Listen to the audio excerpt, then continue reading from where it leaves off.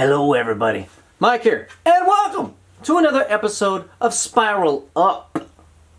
Now excuse me as I interrupt my very own scheduled videos to speak about something absurdly important, daylight savings time. Yes, for many of us, we get affected by daylight savings time today, and there's not that many things that I use the word hate for, but I'm really close to hating daylight savings time, especially in the spring.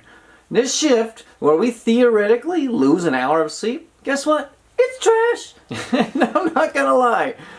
I do love getting that extra hour of light after work, but guess what? I would have never had to worry about it if daylight savings time never existed.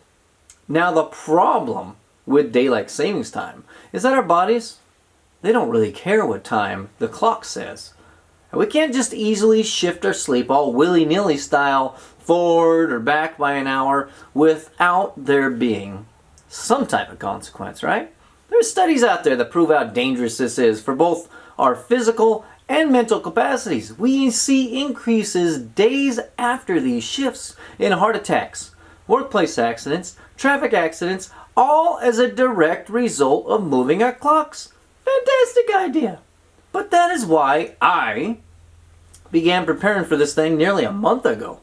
Now, Mathew Walker, author of Why We Sleep, has this to say about this topic a little bit. Humans are not sleeping the way that nature intended. The number of sleep outs, the duration of sleep, and when sleep occurs have all been comprehensively distorted by modern society. Since we stumbled back into the thoughts of Mr. Walker, why don't we hit you with a passage from that same book? And it goes a little something like this. Within the space of a mere 100 years, human beings have abandoned their biologically mandated need for adequate sleep. One that evolution spent 3,400,000 years perfecting in service of life support functions. As a result, the decimation of sleep through industrialized nations is having a catastrophic impact on our health, our life, our expectancy, our safety, our productivity, and the education of our children. Now, I started my transition over a month ago. I began shifting my bedtime incrementally so that by the time daylight savings time showed up, my body was ready. I had a good laugh just this morning as I was laying there in bed being grateful for the things that I have when my alarm on my phone went off. The time? 6:15. My old clock, 5:15. I had officially woken up at the time that I wanted to. Before that, but I was pretty happy that I was right on pace. Now look, daylight savings time, it sucks. But if we're proactive in our efforts, we can actually offset the damaging effects of this event.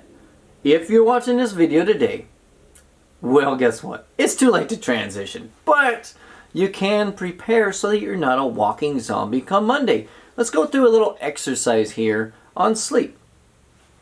What is the time that you want to wake up? Got it? Now, work your way back, hopefully by 8 hours or more. Note that time. And now, set an alarm on your phone 30 minutes before that. That is your official go-to bedtime alarm, and will give you plenty of time to brush your teeth, get your PJs, simply get naked. Whatever you do before you go to bed, do that. Now think about that. More importantly, do something about that. But whatever you do, I want you to feel better today while getting better for tomorrow. Get some sleep, folks. It's a real deal. And watch out for other people tomorrow. That's an important one. Bye-bye.